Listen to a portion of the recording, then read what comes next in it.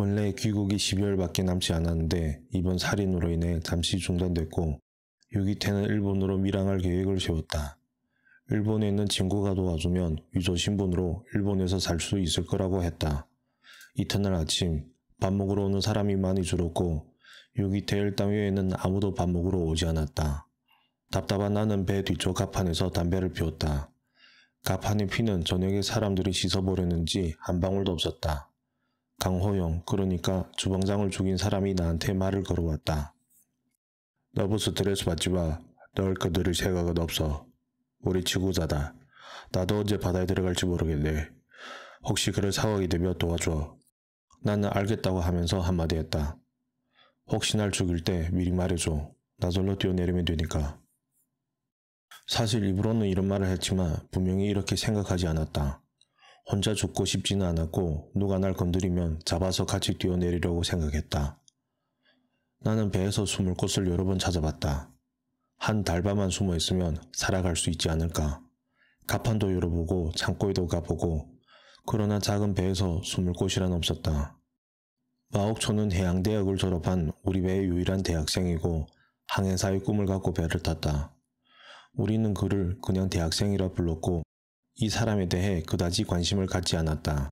저녁 아래층 침대에 뜬 마옥초가 나한테 무서워서 잠이 안 온다고 했다. 날이 밝았는데 마옥초가 연기처럼 사라졌다. 그의 물건은 그대로 다 있었고 살해되었는지 바다에 뛰어들었는지 현재까지 의문이지만 죽은 건 분명했다. 마옥초가 실종되자 유기태가 사람들 앞에서 이런 말을 했다. 아니 쟤는 왜 없어졌지? 건드릴 생각 아예 없었는데. 내가 심어놓은 간첩이잖아. 사람들은 겁이 났고 누가 가까이 오면 긴장해서 서로 말도 못했다. 어찌 보면 기관장과 이 양사도 모여서 말하다가 죽은 케이스다. 어느 날 친구 최영이가 나를 찾아왔다. 최영이는 배를 탄 초반에 유기태와 몇 번 다툰 적이 있다. 그 일 때문인지 최영이는 유기태가 자신을 죽일 것 같다고 엄청나게 무서워했다. 야, 이러다 우리도 죽겠어. 일단 살아서 집에 돌아가야 하니까 일이 어떻게 되든 우리도 유기태 쪽에 가담하자. 나는 한참을 망설이다가 최영이를 데리고 강호영을 찾아갔다. 가담하지 않는 게 좋겠어. 이 일은 이제 돌이킬 수도 없이 커졌어. 그래도 꼭 해야겠다며 유기태를 직접 찾아가. 두 번째 사건 후 유기태는 선장실로 이사했고 선장실 앞에서 우리는 유기태를 불렀다. 형, 만에 일이 더 생기면 우리도 좀 껴줘. 최영이가 먼저 말을 꺼냈고 한참 동안 긴장한 목소리로 사정했다. 나는 옆에서 아무 말도 하지 않았다. 유기태는 처음에는 반대했다. 가담하지 마. 그냥 집에 가면 되잖아. 우리가 일본에 가면 또 무슨 일 생길지 모르니까 너희는 중국에 갈 수 있으면 그냥 중국에 가. 불안한 최영이 말했다. 형, 무슨 일 생기면 꼭 불러줘. 유기태는 다른 일 없을 거라면서 사례를 떴다. 나는 그때 살아서 돌아올 생각은 전혀 하지 않았고 죽어도 집과 가까운 곳에서 죽고 싶었다. 귀신을 믿지 않지만 귀신이 돼서라도 집에 가고 싶었다. 나흘 뒤 12시 좌우 유기태가 전체 선원을 갑판에 불러 모았다. 일본에 가려면 지금 갖고 있는 돈으로 부족하니 위성전화로 집에 연락하여 5,000위안씩 이체하라고 요구했다. 대부분 선원의 집은 가난했고 5,000위안이라는 큰 돈이 없었다. 유기태의 이 행동은 사람들의 모순과 의심을 불러일으켰다. 이날 오후 내몽골 우두머리 포덕이 유기태 쪽의 핵심 조직원인 황금파를 찾아갔다. 황금파는 같은 내몽골 출신이고 좋은 말로 얘기하면 넘어올 거라고 생각했다. 포덕은 유기태가 2~3명만 일본으로 데려가고 나머지는 다 죽인다고 먼저 손을 쓰자고 했다. 황금파가 찬성했다. 유기태가 무정한 사람인 것은 누구나 다 아는 사실이고 본인도 내몽골 쪽에 가담한다고 말했다. 포덕이 내몽골 사람들을 침실에 모아놓고 계획을 짰다. 그런데 황금파가 두 번째 밀고자가 됐다. 황금파는 포덕과 헤어진 후 유기태를 찾아가서 엄중한 일이 있다고 말했다. 그러자 유기태가 포덕이 날 죽이려고 하는 거 맞지? 하고 되물었다. 놀란 황금파는 말도 못하고 고개만 끄덕였다. 유기태는 우리 일반 선원과 많이 다르다. 무슨 사고를 치고 배에 숨어있는 사람 같았다. 유기태 파가 포덕파와 싸우면 이긴다는 보장이 없다. 인원수도 비슷하고 알다시피 내몽골 사람들은 워낙 칼을 잘 쓰고 싸움도 잘한다. 배에 믿을 만한 사람, 쓸만한 사람이 별로 없었다. 유기태의 방법은 극적이고 상식에 어긋난다. 그는 자기의 적이자 감금된 선장을 찾아갔다. 내 손에 여러 명이 죽었어. 너도 살고 싶으면 손에 피 좀 묻혀야겠어. 그리고 내 친구 이양사 왕영파는 포덕이 죽였어. 왕영파가 유기태의 손에 죽은 사실을 선장이 이미 알고 있었지만 본인의 목숨을 건지기 위해 유기태 파에 가담한다고 말했다. 밤이 되자 유기태가 선장과 최영을 불렀다. 최영에게 사시미를 쥐어주고 짐실로 돌아가 미끼 역할을 하게 했고 선장은 사시미를 들고 갑판에서 기다리게 했다. 황금파와 유성건은 갑판에 보이지 않는 곳에 숨어서 새로 합류한 두 사람의 행동을 감시했다. 그리고 유기태 본인은 포덕을 찾아가 거짓말을 했다. 새로 합류한 선장이 최영을 죽임으로써 충성을 표시하려 하는데 사시미를 빌려달라고 했다. 멍청한 포덕은 아무 생각 없이 자신의 사시미를 내주고 유기태의 말에 따라 짐실에 있는 최영을 갑판으로 데려갔다. 포덕은 무방비 상태에서 선장과 최영에게 협공을 당했고 사시미의 몸통이 마구 찔렸다. 숨어있던 황금파와 유성건도 뛰어나와 포덕을 공격했다. 공격당할 때 포덕이 내몽골 파를 불렀지만 아무도 나서지 않았고 결국 포덕은 칼에 찔려 바다에 버려졌다. 처음으로 사람을 죽인 최영은 온몸에 피투성이가 됐으나 흥분을 가라앉히지 못하고 손에 피를 자신의 얼굴에 마구 바르면서 나도 피가 묻은 사람이라고 소리질렀다. 갑판에 높은 음악 소리가 또 울려 퍼졌고 나머지 내몽골 사람들도 하나씩 제거됐다. 4인실의 구성화, 당국희는 협박하여 바다에 도신했고 12인실의 쌍희와 대복순도 바다에 도신했다. 초반에 사람 하나 없어져도 괜찮다고 말했던 늙은 소는 버보성도 바다에 도신했다. 나는 머릿속이 하얘졌다. 몇 분 뒤 음악소리가 멈췄고 유성건이 날 찾아와 유기태가 부른다고 했다. 드디어 내 차례가 왔구나 싶어서 한참을 망설이다 선장실에 갔다. 유기태가 침대에 앉아 있었는데 엄청나게 지쳐 보였으나 마음은 꽤 유쾌한 듯 보였다. 괜찮아. 아무 일도 없을 거야. 이틀 뒤 우리 몇 명을 일본에 가. 너희는 무서워할 거 없어. 어차피 사람도 안 죽였잖아. 그냥 귀국해. 귀국하고 말하고 싶은 대로 하면 돼. 우린 일본에서 도주 생활을 할 거고 그게 언제 끝날지 모르지만 그리고 면 좀 끓여달라고 시켰다. 유기태가 이번 일에 왜 최영이만 불렀는지 모르겠다. 그리고 집에 전화할 때도 유기태는 나보고 어머니한테 집에 곧 돌아가니 걱정하지 말라고 전해라고 했다. 그러면서도 내가 밥할 때는 꼭 두 사람을 시켜 감시하도록 했다. 내가 밥에 딴짓을 할까봐 그런 것 같다. 주방에서 나는 다시 한번 계산해봤다. 33명에서 먼저 주방장 1명이 죽고 반란을 일으키려 했던 9명이 죽고 대학생 1명이 실종되고 몽골인 6명이 죽고 16명만 남았다. 식사가 끝나자 대충 정리하고 침대에 가서 누웠지만 잠이 오지 않았다. 그 누구와 다툰 적도 없고 말썽도 일으킨 적 없지만 잠들면 살해되는 악몽을 꾼다. 이튿날 아침부터 누군가 이기사 왕연용이 실종됐다고 소리쳤다. 또 일이 터졌구나 싶었는데 이번에는 심각한 일이었다. 배 밑에는 총 밸브가 뭔지 모르겠는데 왕연용이 그걸 열고 실종됐다. 그 밸브 위치는 그만 알고 있다.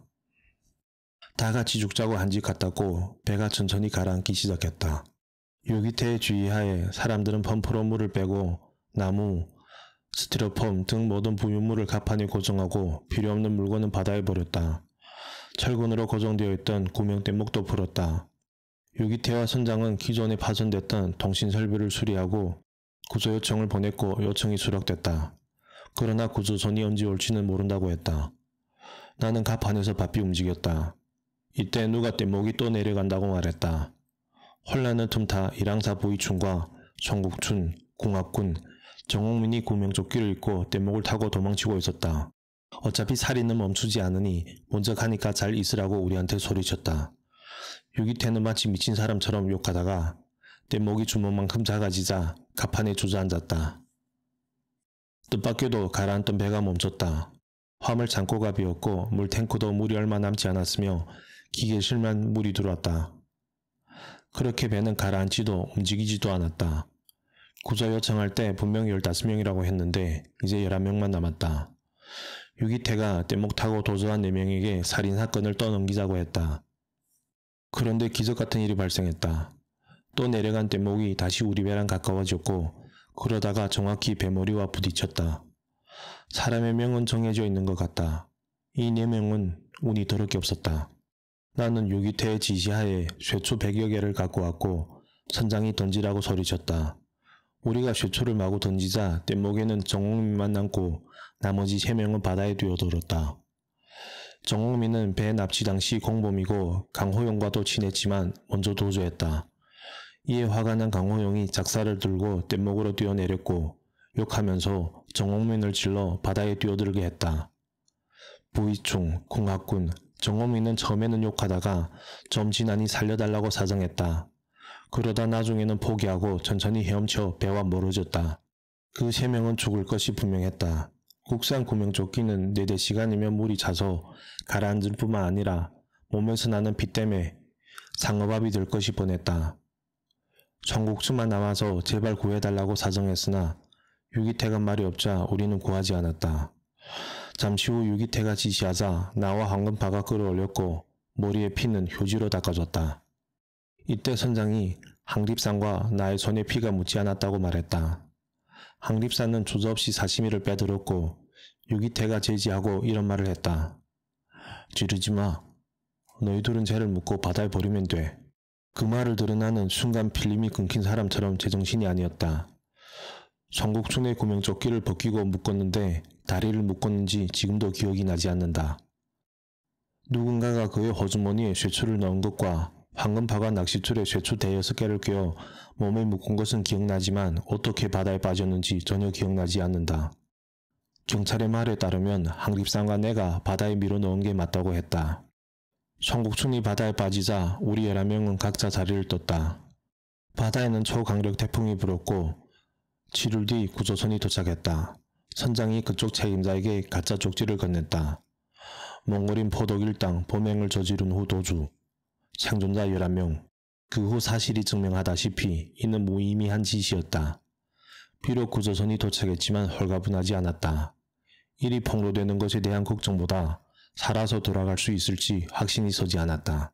선장이 갑판에서 발견한 사시미 한 자루를 나에게 쥐어주면서 언제 어떻게 될지 모르니까 잘 숨겨두었다가 필요할 때 꺼내라고 했다. 2011년 8월 13일 구조선이 우리 배를 끌고 속도 부두에 도착했다. 그날은 큰 비가 쏟아졌고 부둣가에는 버스 한 대와 구급차 그리고 30명 좌우의 사람들이 기다리고 있었다. 무장경찰이 우리를 뒷짐결박하고 버스에 태웠다. 버스가 출발한 지 얼마 안 돼서 멈췄고 수십 명의 경찰이 우르르 튀어나왔다. 우리는 인당 경찰차 한 대씩 타고 경찰서로 향했다. 경찰도 나름대로 계획을 짜고 복잡하고 현란한 방식으로 우리를 체포했지만 사실 이때 난 기분이 엄청나게 좋았다. 일단 판결받기 전까지는 죽지 않으니까 말이다. 형사과의 경찰들이 겁먹지 말고 다 털어넣으라고 했지만 난 포독이 살인하고 도주했다고 거짓말을 했다. 유기태가 집 주소까지 적어가서 혹시라도 집 사람들이 보복당할 것 같아 두려웠다. 나를 신문하던 경찰이 웃으면서 한마디 했다. 어이, 만약 자네가 나라면 그걸 믿겠나? 한참 뒤 형사팀장이 와서 죄가 제일 가벼운 사람이 왜 버티고 있느냐면서 주방장이 제일 먼저 죽은 것 알고 있으니까 시간 끌지 말라고 했다. 그리고 다른 사람들은 이미 다 자백했다고 말했다. 나도 더는 버티지 않았다. 19살의 황금파가 가장 먼저 자백했다. 그는 사실이 밝혀지기 전에 자수하려 했으나 지은 죄가 커 최종적으로 자수는 통과되지 않았다. 빈약한 법률주식으로 나는 사형이나 무기징역을 선고받을 줄 알았다. 변호사가 유기징역이라고 알려줬고 바뀐 변호사는 10년 이하라고 말했다. 10년 이하, 말하자면 8년? 난 8년도 좋다고 생각했다. 법정에서 최종적으로 징역 4년을 선고받고 마음속으로 엄청나게 기뻤다. 그 자리에서 항소하지 않겠다고 밝혔다. 출소하기 전 황금파가 나에게 다시는 배를 타지 말라고 신신당부했다. 황금파는 결국 유기태, 강호용, 유성근, 선장 리승권처럼 사형을 선고받았다. 유기태는 끝까지 모든 혐의를 다 부인했다. 구치소에 있을 때 유기태가 탈옥을 시도했으나 다음날 바로 신고됐고 그 뒤로 경찰이 유기태를 침대에 고정했다. 감옥에 있을 때 유기태의 방 앞을 지나간 적 있다. 그는 오른손을 겨우들어 나를 가리켰다. 그리고 손으로 총 모양을 만들어 태양혈에 겨누는 자세를 취하고 웃고 있었다. 장이 흘러나온 이 양사 왕용파를 죽인 후에 소름 돋는 웃음과 같았다. 내년 봄에 유기태의 사형이 집행된다. 만약 유기태가 배를 타지 않았다면 이런 일은 없었겠지. 배를 탄 33명 중 귀국시 생존자는 11명이지만 이 생존자 또한 사형 4명, 무기징역 3명, 유기징역 4명이라는 큰 죗값을 치렀다. 출소 시 여자친구는 이미 상해로 가 연락을 끊은 후였다. 나는 아무것도 없다. 처음부터 다시 시작해야 한다. 만약 이 일이 없었다면 아마도 이렇게까지 비참하진 않았겠지. 사람들은 내가 우울하거나 삶의 의욕을 잃었다고 생각하지만 그렇지는 않다. 오히려 말이 없던 내가 말도 많아지고 인생을 더 소중히 여긴다.